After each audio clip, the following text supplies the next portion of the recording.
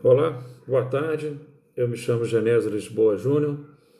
Eu faço o curso de História na Universidade Estácio de Sá e como exigência para a conclusão da matéria, né? E a gente vai fazer uma exposição, uma breve exposição aqui sobre o que foi pedido pelo mestre, né? Trata-se de um trabalho único, né? Para todas as disciplinas através de um PCC, né? Então, o material que eu recebi, né? Nós temos aqui um texto 1, o texto 2, o texto 1, ele trata eminentemente do PNE, né? Fala muito brevemente, né? Que o Plano Nacional de Educação busca essencialmente na sua meta de número 4, né? Tornar universal a todos os estudantes um atendimento daqueles que têm uma deficiência, né? Transtornos globais do desenvolvimento e altas, né? Chamada alta habilidade ou superdotação, que seja essencialmente, né? Ou preferencialmente no ensino regular do ensino, né? Existem situações que falam sobre diferentes faixas etárias, discrepâncias do acesso, né? E a taxa de alfabetização da população e aqueles que sem deficiência, né? E o texto de número 2 ele fala sobre uma perspectiva de inclusão, né? Que essa educação especial concebe, né, no espaço escolar como um ambiente para que se realize, através da igualdade entre os alunos, né, várias propostas, né, e que esses alunos estejam todos assegurados, né, no direito de aprender, né, considerando, obviamente, a diferença entre esses alunos. E no meu estudo, na minha ótica, eu atentei muito para essa questão que o texto 2 fala sobre as diferenças entre os alunos. E eu vou fazer uma breve explanação do que eu, como estudante, né, e como uma pessoa que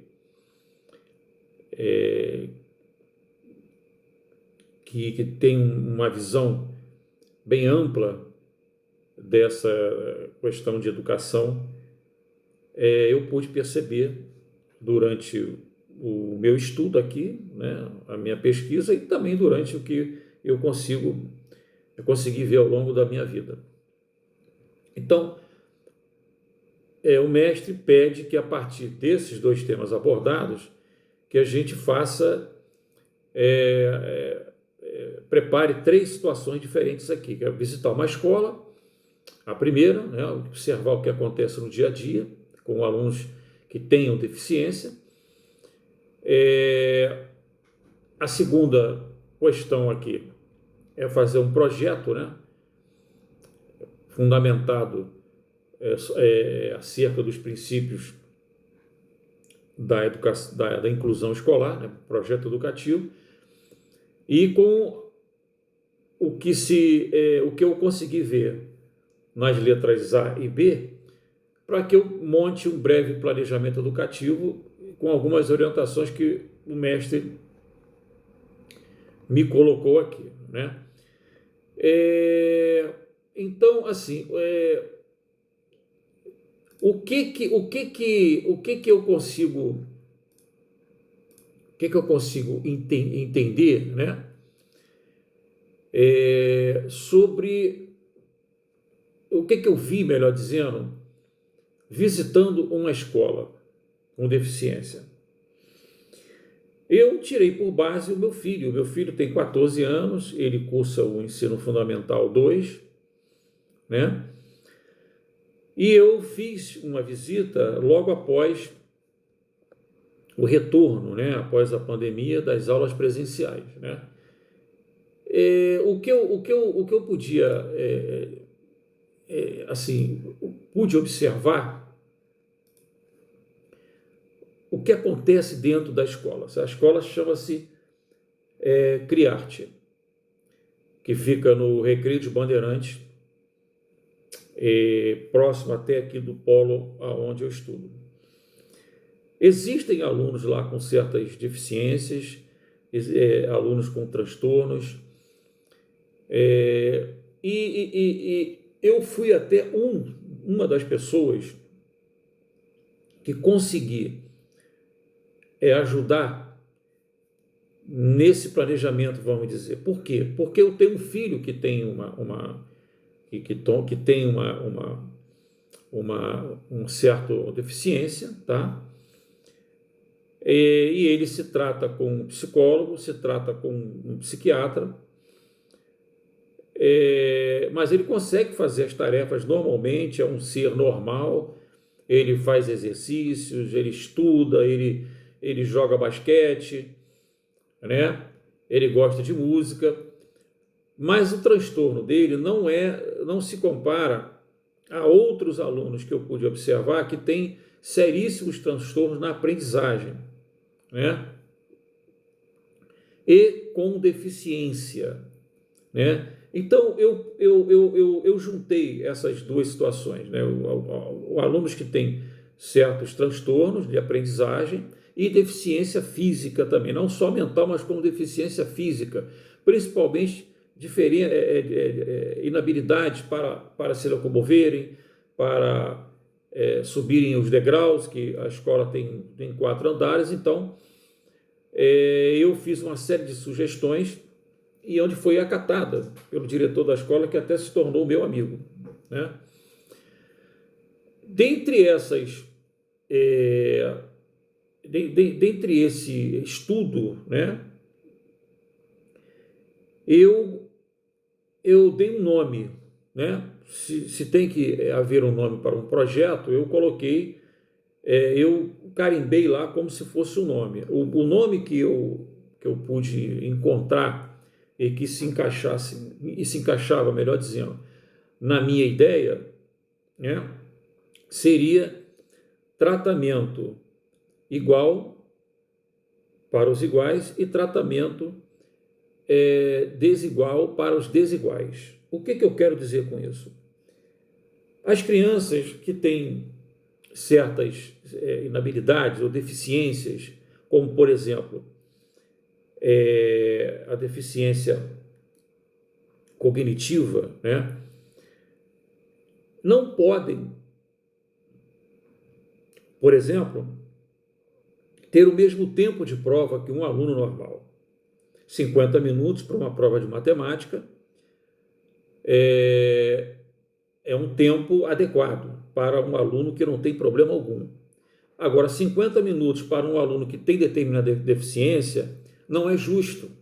Por isso que, na minha ideia, os alunos que têm diferenças têm que ser tratados de forma diferente.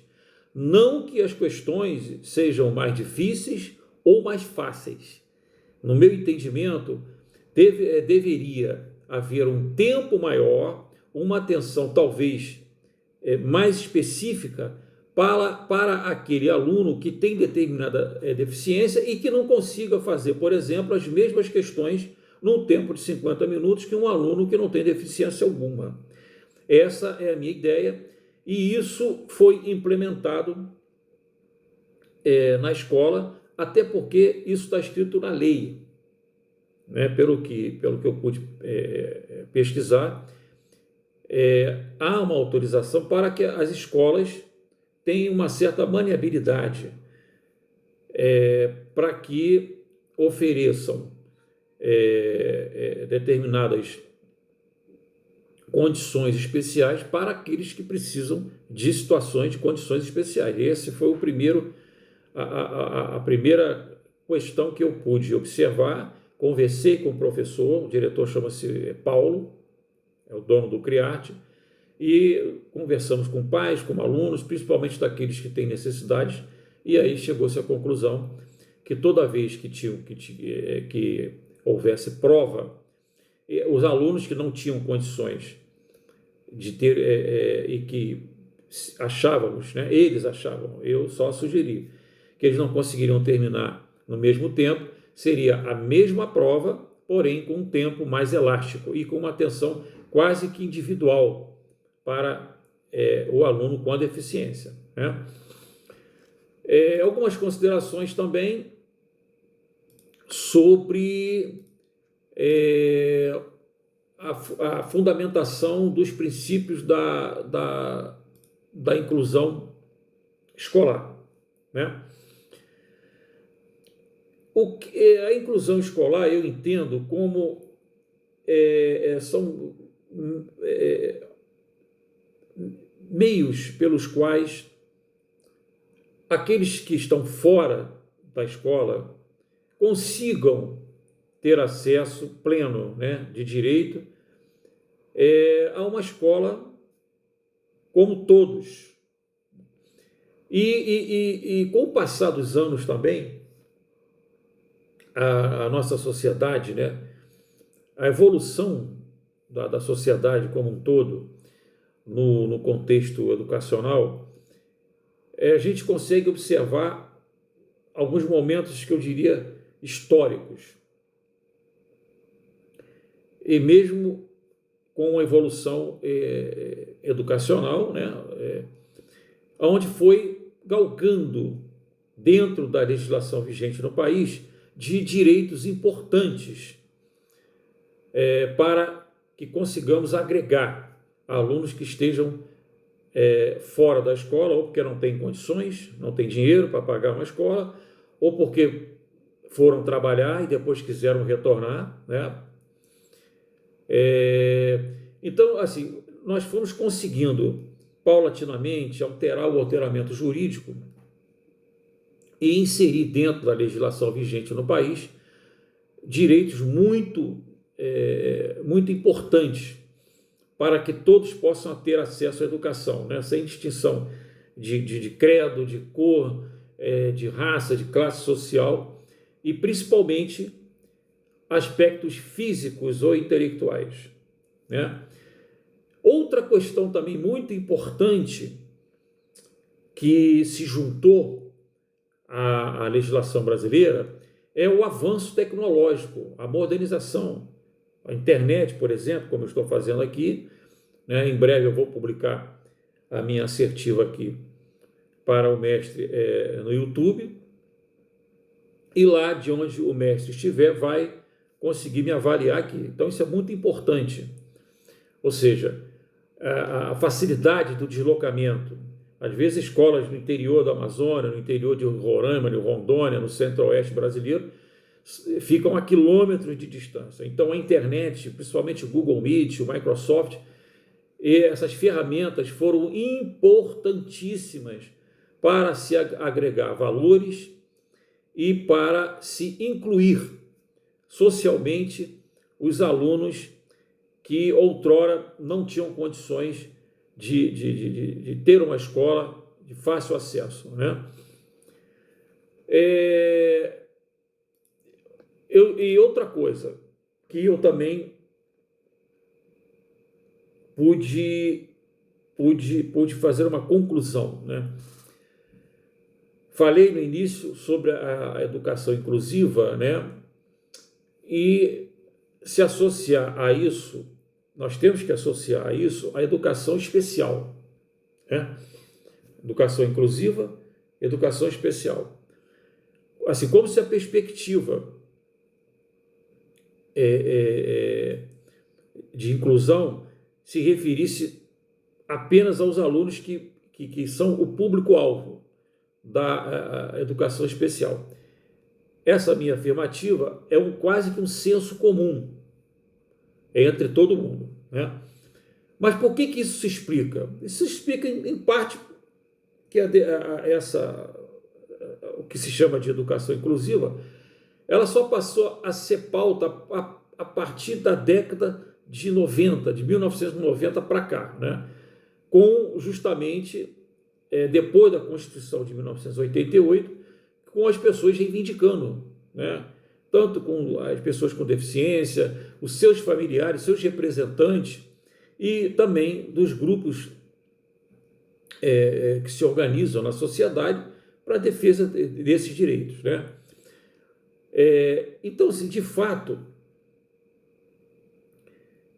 em especial os estudantes, né, com a deficiência, eles estiveram durante muitos anos excluídos desse processo, né? Eu diria até que segregados, né, do sistema regular de ensino até poucos anos atrás, né?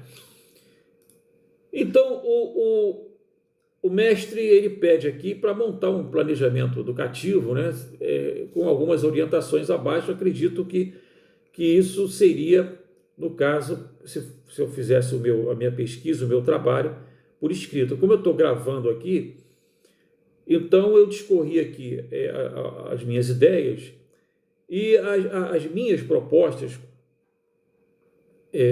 para que, vamos dizer assim,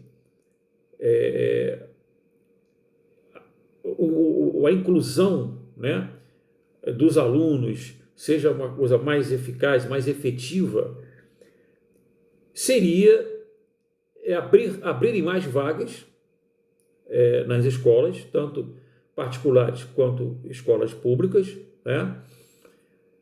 Seria ter uma flexibilidade maior nos horários, né? Muitas das vezes as pessoas com deficiência não têm condição de chegar normalmente, que é às 7 horas da manhã, 7h15, que é o horário que normalmente as escolas começam a funcionar, principalmente no ensino fundamental 1 e 2. A minha pesquisa aqui, ela se deu essencialmente nas escolas, né, nos alunos do ensino fundamental 1 e ensino fundamental 2, que normalmente os pais têm que levar, né?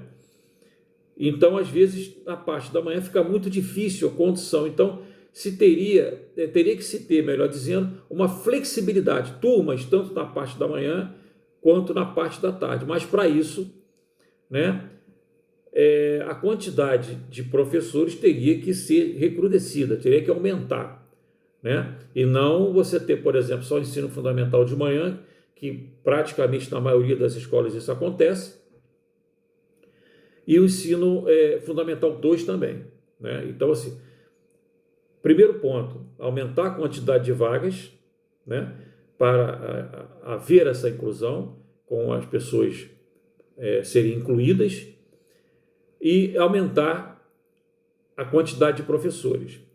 E outra ideia é também a realização de pequenas obras de adaptação, como, por exemplo, rampas de acesso, né? Quadros, o quadro negro, melhor dizendo, ou aquele quadro branco, né? Ele ter um tamanho maior, porque eu pude observar, por exemplo, nessa escola que eu fui, que o quadro é um quadro muito pequeno. Então, aquelas crianças que têm provavelmente deficiência visual, quando sentam lá atrás, não conseguem enxergar. Então, teria que se haver uma reciclagem de professores para trabalharem no trato com essas crianças, né? Então, na questão avaliativa, eu falei aqui no início, tem que se haver um método um pouco diferenciado para avaliar essas crianças que têm deficiência, para poder incluí-las, e aquelas que não têm deficiência alguma. É injusto você avaliar duas crianças diferentes de forma igual. Por isso que eu falei no início da minha conversa aqui, do meu bate-papo, que pessoas diferentes têm que ser tratadas de forma diferente, né? Eu não falei excluídas, eu falei tem que ser tratadas de forma diferente, né? Não tem nada a ver uma coisa com a outra, né? O período que eu fiz esse trabalho foi de 3 dias, né? E a série ou ano, como eu disse, foi do Ensino Fundamental 1 e Ensino Fundamental 2.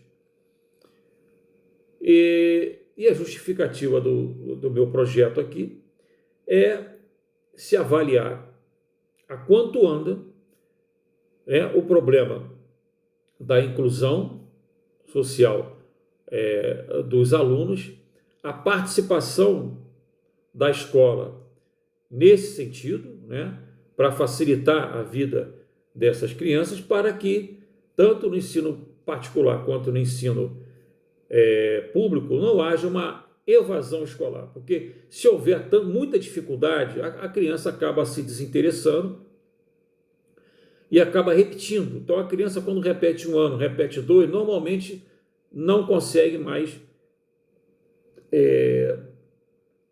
dar continuidade ao estudo. Então, as atividades que eu realizei foram algumas entrevistas com o diretor, o coordenador, né, e professores e alunos. Foram 4 segmentos: o diretor, o coordenador dos 2 cursos, Fundamental 1 e Fundamental 2, professores e alunos. Então, essa foi a minha pesquisa de campo, foi o meu trabalho de PCC. Espero que o mestre tenha gostado, né? Muito obrigado, uma boa tarde.